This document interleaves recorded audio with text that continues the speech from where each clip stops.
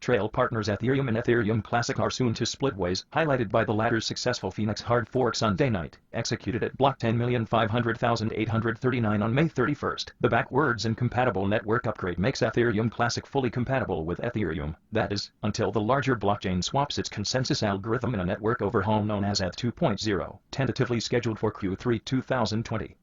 The hard fork represents a major departure for Ethereum Classic, which is sticking with proof-of-work (POW), while its sister chain moves to proof-of-stake (POS) and sharding. Read more. Vitalik Buterin clarifies remarks on expected launch date of ETH 2.0. In some ways, the POS versus POW split mirrors the foundational disagreement that led to the creation of Ethereum Classic. Competing interpretations of an infamous 2016 hack forced a contentious hard fork that splintered one developer camp into two. Since then, Ethereum Classic has largely played catch-up with Ethereum, which boasts the larger developer network. But now, Ethereum Classic is sticking with the tried and tested. Etc. Labs show Terry Culver said in an interview, "We are comfortable with how POW works," he said. "Over time, we can address its challenges." Phoenix itself represents the third hard fork executed on Ethereum Classic in the last calendar year, preceded by Agartha and Atlantis, which also increased interoperability between the two chains. Sunday's hard fork onboarded Ethereum Improvement Proposals (APEs) from Ethereum's last hard fork, Istanbul, conducted in December 2019. Istanbul amended gas constraints, added protections against denial of service (DOS) attacks, and created options for interoperability with equihash blockchains such as Cash. Of those updates, Ethereum Classic developers were mainly focused on addressing various gas constraints under Ethereum Classic Improvement Proposal (ESIP 1088).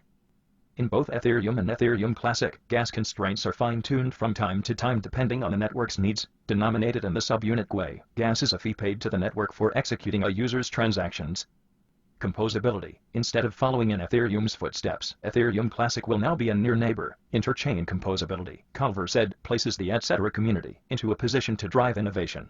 To that end, etc. Labs is carrying out projects on stateless clients and decentralized storage, universal challenges everyone is facing, he added. Technical updates on the existing Ethereum will continue. Called ETH1.X, the POW-based Ethereum chain will roll out non-contentious hard forks, including one late this summer known as Berlin, until it bridges with ETH 2.0. That date is years on the horizon. However, Culver said, the Ethereum Classic community will likely adopt these measures as needed to retain interoperability. Read more. Grayscale to fund Ethereum Classic developers for 2 more years. Directionally, Ethereum Classic will act as a base layer within the overarching Ethereum ecosystem itself, similar to the development of modern computing, said etc. Cooperative Executive Director Bob Somerville. Ethereum and Ethereum Classic would live next door to one another and therefore support similar offerings such as enterprise blockchain tools or decentralized finance (DeFi), dApps, but etc. would offer a tested mechanism to support those applications with POW. You had Unix and then you had Linux, and then you had iOS, and all of these different families of related operating systems and related kernels, Somerville said in an interview.